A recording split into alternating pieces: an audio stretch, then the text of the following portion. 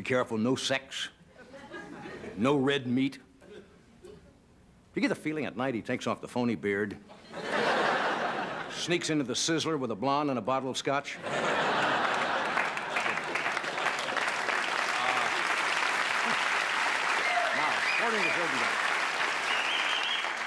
According to the Surgeon General, we should restrict our alcohol consumption to 2 drinks a day or less. Ed needs 4 drinks just to read one of his reports. He recommends also we eat more fish. Now, that's a problem because it can't come from the lakes or the oceans, right? Because they're polluted, so we're stuck. Now, here's some depressing news. Last week was the greenhouse effect. This week, apparently, hospital sewage is polluting beaches all over the country. Isn't that nice? Pleasant thought to know the kid is using a bedpan as a boogie board.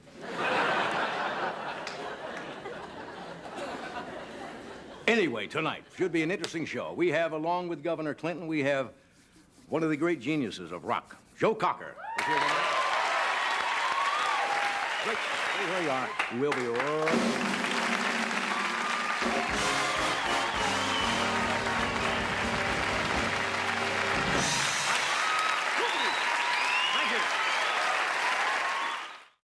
We are back. Thank you.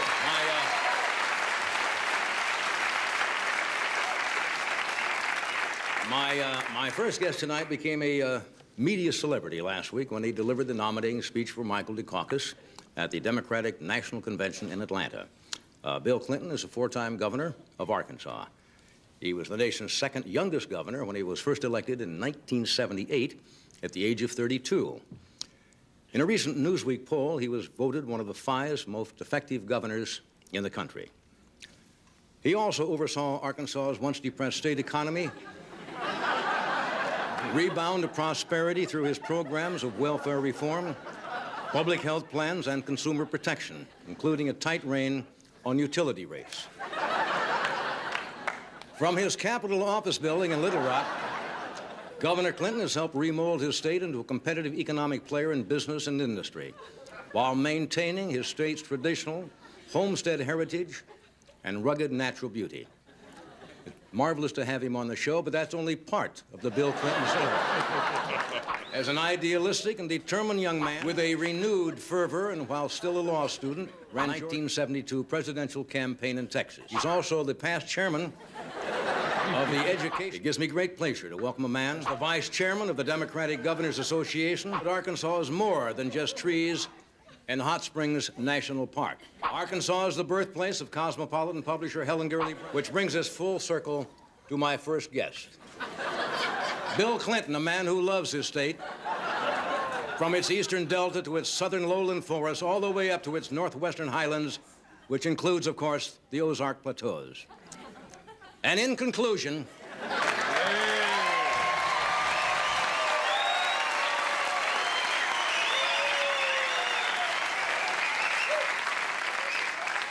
here's a man who needs no introduction, the Honorable Bill Clinton of Arkansas.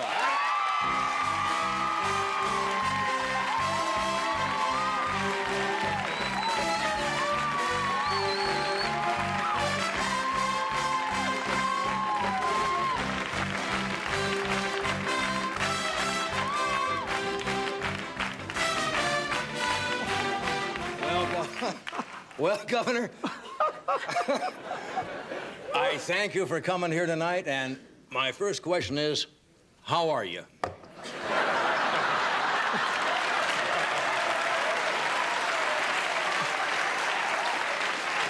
Fine. Fine.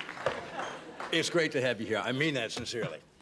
He came in this afternoon, first time we met in the studio, and he walked up to me and says, "Here's your human punching bag." I thought it was great that you said you'd come on the show. I was glad to be asked. Well, you want to... Now, first of all, you've got some great supporters now. We must have received how many letters the past few days? 171. 171 letters from your supporters. And they all said something about like this. This was addressed to me. It's from a Sharon Rector, probably in Little Rock, and she said, "Dear Johnny, Bill Clinton laid 1 egg while you've laid enough to start a chicken farm." He said, we love you and we still love the guy. Don't kick a man when he's down. So you've got a lot of support. Thanks. Now, what happened there? I watched the speech, and as a performer, I kind of felt for you in a way. What happened? What was... Well, it was a good idea that didn't work. What can I tell you? You know, everybody, at least at home, knows I can give a speech. Now everybody knows I can blow one. Yeah, but you were known as somebody who was going to electrify the crowd, and it was supposed to go, what, 15 minutes or something? Yeah, well, he had 20 minutes set aside for it, and it lasted about 32. Yeah. What, We had a lot of crowd response, you know. And, yeah, I noticed. It just didn't work. I mean, I don't know, what can I tell you? I really, my sole goal was achieved, however. I wanted so badly to make Michael Dukakis look great, and I succeeded beyond my wildest expectations. And I did what I was supposed to do.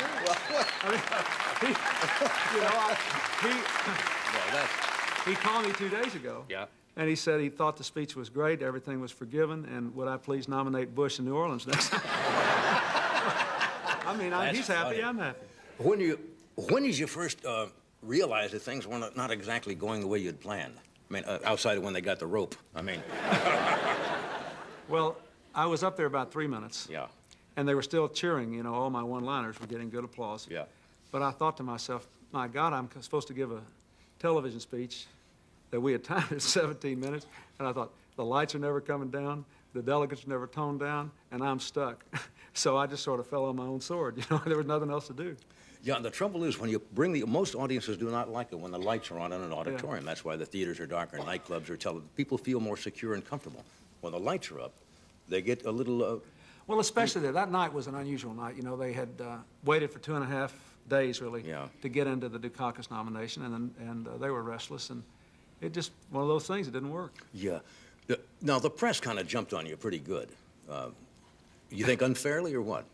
I made a series of jokes, as you know, the next night. I thought which you took in pretty good. I loved them. Yeah? One of them, I fell out of the chair when I heard. Well, the truth is that I did it on purpose. I've always wanted to be on this show in the worst way, and that's how I got here. In the worst way. And I really felt for it. It was awful. It was awful. I understand, as a performer who has had that same situation, and we all have had it, I felt like I was up there myself. Every performer who sees somebody else working gets that awful feeling. Did you ever, at any moment, think, maybe I'll cut something here? Or maybe I'll shorten this down a little? Well, if it had been my deal entirely, what Yeah. I would have done is, once I saw that the lights weren't coming down, I'd have given a 5-minute stump speech. Right. Little hallelujah whoop-de-doo and got off. Right. But the problem was that I thought I'd been asked to fulfill a mission. The idea of the speech, which I blew so badly, was that there'd be millions of people watching who knew nothing or not very much about Dukakis. Right. And somebody who'd worked with him, been his friend, should put out what the election ought to be all about and why he should be elected. And like I said, I did what I meant to do. I made him look awful good the next night, but it just didn't work. And so that's why I didn't quit in 5 minutes.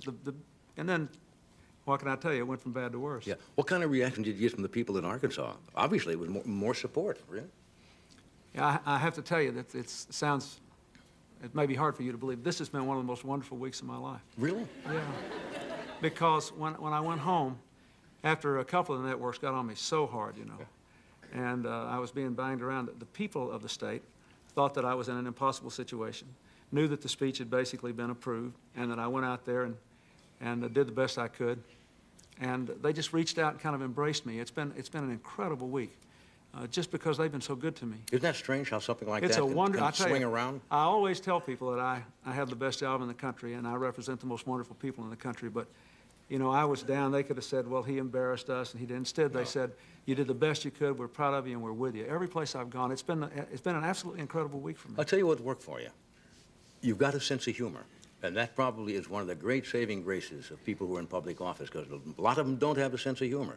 You could have turned around and said, gee, they're hammering on me, and Carson is zinging me with all these jokes. And you turn around and you show up here. That's to your credit. That's great. Well, thanks.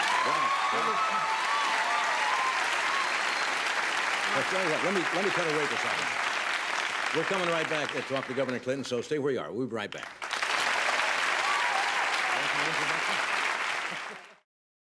We're back talking Governor Bill Clinton of Arkansas. One question about not only Democratic conventions, but Republican political conventions. You think they go too long? The networks found this time that a lot of people weren't watching as much as they had before. Whether the process is too strung out, or do you think it's a release for the delegates who worked I think hard? one reason people don't watch it as much is that everybody knows what the outcome is. Yeah. You know, because of the primaries. Mm-hmm. And there's a lot of discussion now about whether the whole format should be changed. I mean, one of the reasons that we got in the fix we were in is that the crowd wanted to go ahead and nominate Dukakis, because that's the one thing they got to do that had the official stamp of meaning on it. Right. And yet, I was asked to do something to basically get another television message on, so there'd be 4 nights of TV message. Right. And it was a dissonant thing. So I think that as long as there's nothing left to be decided at a convention, maybe we need to think about what else we put on. I do believe that the networks, even if they have low ratings, should give over 4 nights every 4 years to a civics lesson. I think it's important, but Yeah. maybe we should work with them and figure out what we put on. Tighten it up maybe a little bit. No yeah. more windbags. Yeah. Did somebody say that? You're governor now of Arkansas till 1991? That's right. Yeah. Where are you looking beyond that, politically, or are you? Depends on how I do on the show tonight. And we will accept. Would you entertain, along the line sometime, or running for higher office, vice president? I'd like to do it sometime, but I decided not to go this time because I really felt that I hadn't fulfilled my commitment to my state, and because my wife and I only have one child. She's only 7, and it's not good for a kid that young to be Yeah. left alone, you know, for long periods of time. So we decided that we'd wait and till my daughter was old enough to kind of abuse me with the same facility that you do, you know, so she could live with the political life. Now, we found something else about you. I didn't know that you played the saxophone. I do. And played it since, I guess, you were about 9 years old. You told me you haven't played it a lot recently, but occasionally you get with a group and... Last couple of years, I've played, you know, a handful of times. And we thought we don't, you know, get a chance to get political figures on the show to entertain, and we asked the governor. I don't want you to think this is kind of a surprise, that we're kind of sandbagging him in here, and you said, yeah, you might, and you talked with Doc, and I understand maybe you might do a little something for us. It's tenor sax you play, right? We're going to play a short song.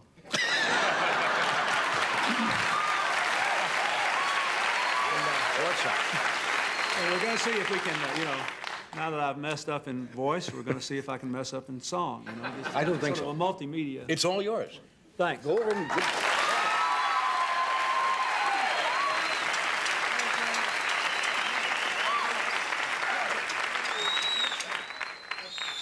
Hey, Gov, you got enough air to blow this thing?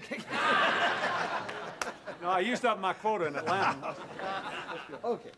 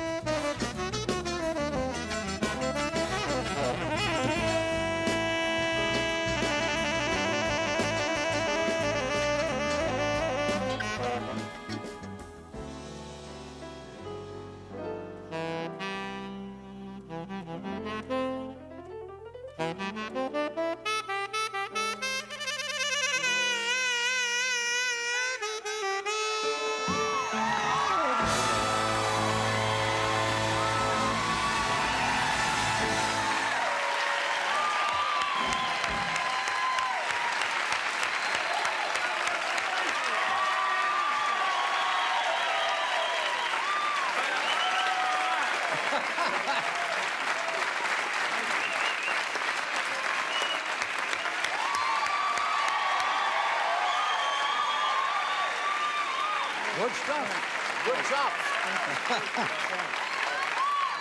My goodness, the Gov's got some good chops there.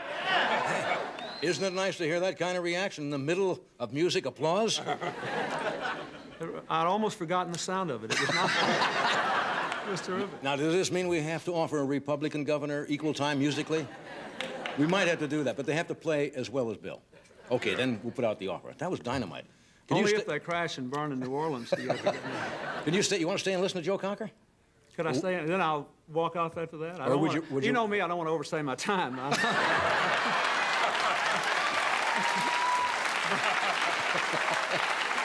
No, you made up for it. I love Joe Cocker. If I can stay in here and sing, I like it. You sure can. We'll be right back with Joe Cocker. Thanks. That was dynamite. Good. Okay, we are back. Now,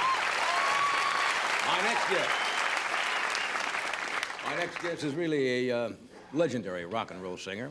And Joe begins a 4-week tour this Monday, the 1st of August, right here in Los Angeles at the Universal Amphitheater. This is his latest album called Unchain My Heart. Would you welcome Mr. Joe Cocker?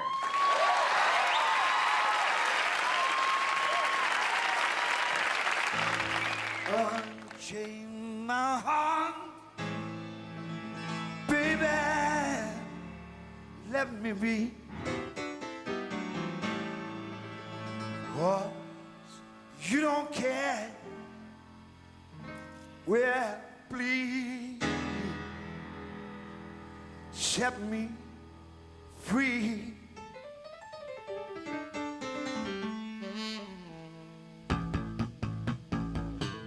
Unchain my heart,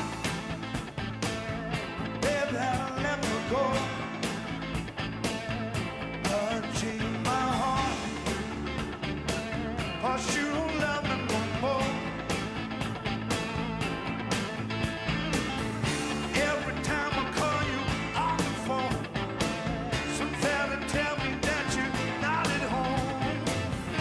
Unchain my heart, set me free, God.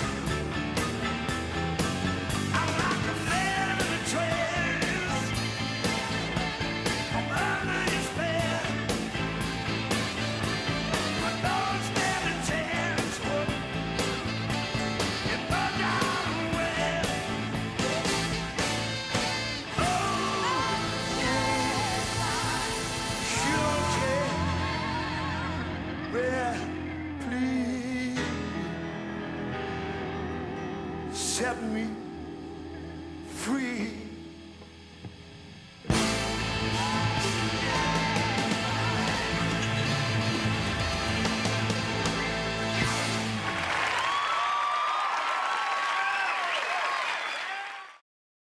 Wow, it'll take us 3 days to get the echo out of here. Marvelous to have you here again. It's been a long time since you've been with us. I don't think I ever was on this show, Johnny. I think a long time. Weren't you a long time ago? Did Joey Bishop ever host the show? Yeah, I think he did at one time. Really? Well, that could have been it then. Have you ever considered a backup saxophone man for your group? Bill here? Yes. Yeah, we were talking earlier, you know. I was very worried. I thought he was going to play Unchain My Heart with us, but... no, we thought he was very good. He actually, plays well, doesn't he? backstage. Yeah. It's good to see you again, anyway. Hey, Johnny. You've been a bachelor a long time. Is it true? Somebody told me that you... Yeah, look at this. You got Little Richard recently kind got of married? Right, except, I don't know, it's a bit different. Well, congratulations. Yes, man. She's out there somewhere. Pamela. You were a bachelor for quite a while, weren't you? Exactly. I was like one of the sworn bachelors, so I really don't know what finally swayed me. I think I just, after all the sort of, you know, the drugs and the other stuff, I finally got around to enjoying a good meal and a good Home cooking, a nice, quiet life. It all works better, huh? No, this is kind of interesting because Arkansas is a Razorback state, right?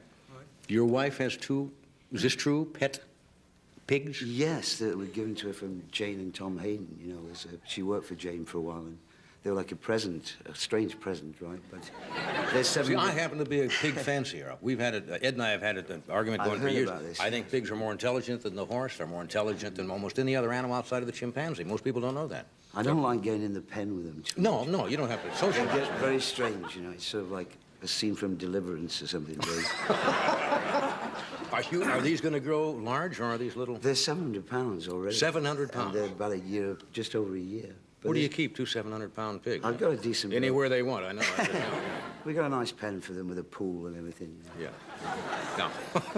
Now, you travel on the road a lot. The governor and I, when you started singing, were wondering how you maintain the voice. I worry Because you myself- really go at it. It's true, Johnny. I smoke too much, obviously. Yeah. Because, I mean, I know a lot of other singers always telling me to quit. But you sing from right up here, don't you? Yeah, well, actually, it's more of a gut thing with the, Yeah. you know, I never have really understood it. But when you don't, it's like when you take a lot of time off. Yeah. That's usually when I have problems. The more I work, the better I usually am. You know? Yeah. You sound great tonight. It's marvelous. Do you still enjoy the road? The road work is tough. Yeah, I mean, like, we went to some different place. We went to East Berlin this trip, you know, to Yeah. play to 125,000 kids there. The hotel was a bit 125,000, strange. one shot? Yeah, really. I mean, the papers said we got 80, but, you know, we know we got more than that. Yeah. But they were, you know, they're very hungry for rock and roll. Yeah. But they're just starting to open up there, you know, the Glasnost bit. Or whatever. Well, who'd you used to play with? Didn't you used to play with a group for a while? I did. I played with a guy who's a songwriter here in L.A. named Randy Goodrum. Was that Very right? successful, yeah. I didn't know that. And, Okay, writes take a for break. lot of good singers. We're coming back. Wait a minute. Joe, it's nice to have you here. Thank you. Have a good luck on the tour. And Governor Clinton, I thank you very much. It's been a great pleasure having you on the show. You realize, of course, now I've got to find new targets for the jokes, so you're clear now. You can serve me up anytime. I love it. Thanks for coming. It's a great pleasure.